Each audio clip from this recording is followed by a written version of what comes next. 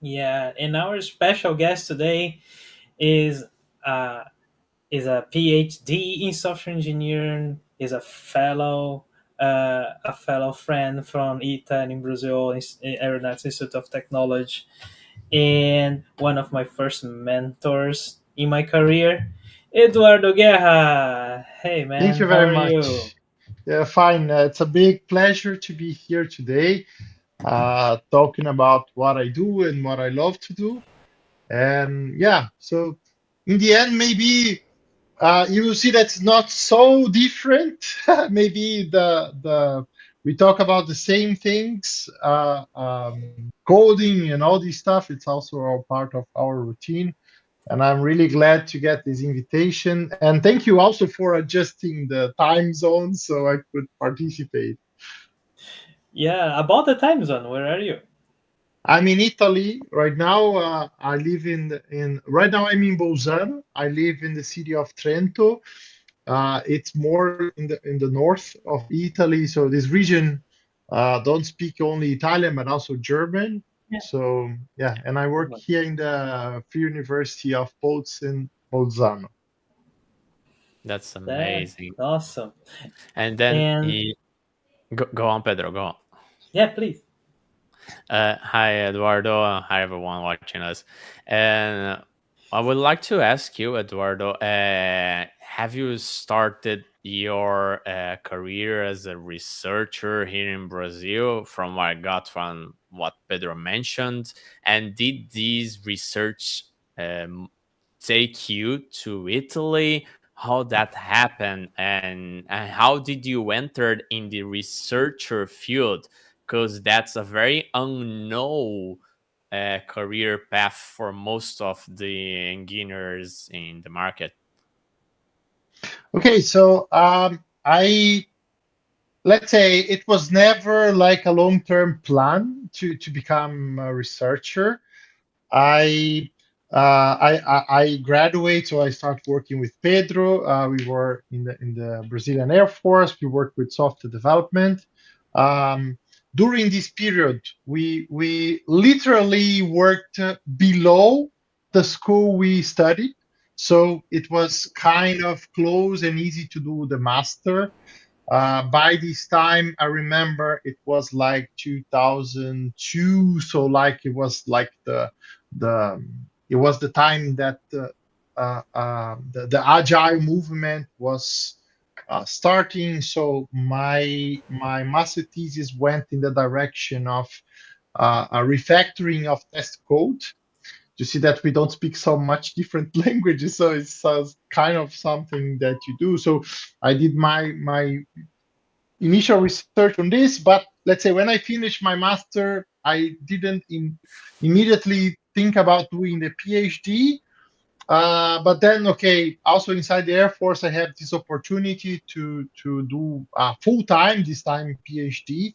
And after 6 months doing the PhD, since okay, it was the school that I studied my graduation, my master, I worked below it, so everybody kind of know me. I get the invitation to become a teacher there.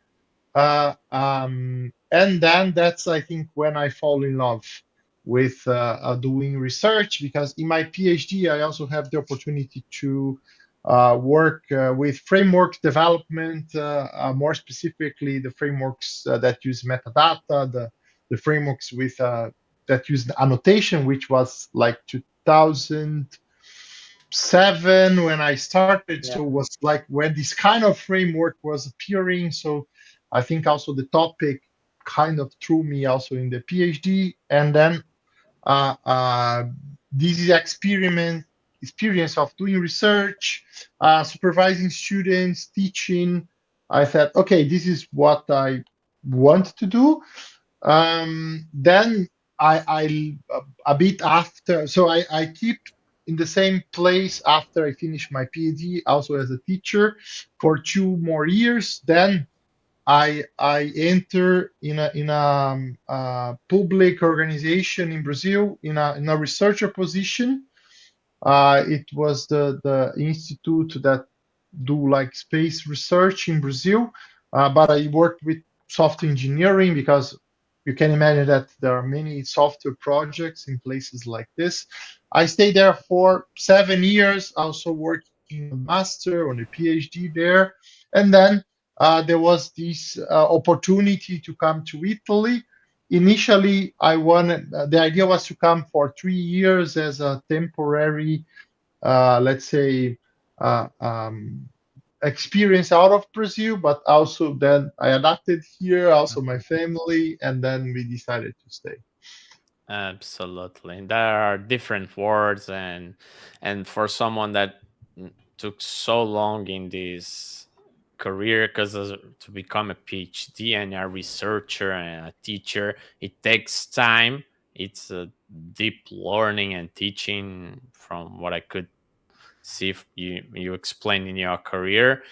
We never And stop learning, right? So yeah, we always need to. yeah, It's a I career believe. that we need always to follow what is happening, and Yeah, I Exactly. would say that in software engineering in general, who stops stays behind because everything is changing yeah. every day, especially these days with the AI boom. It's a changing paradigm.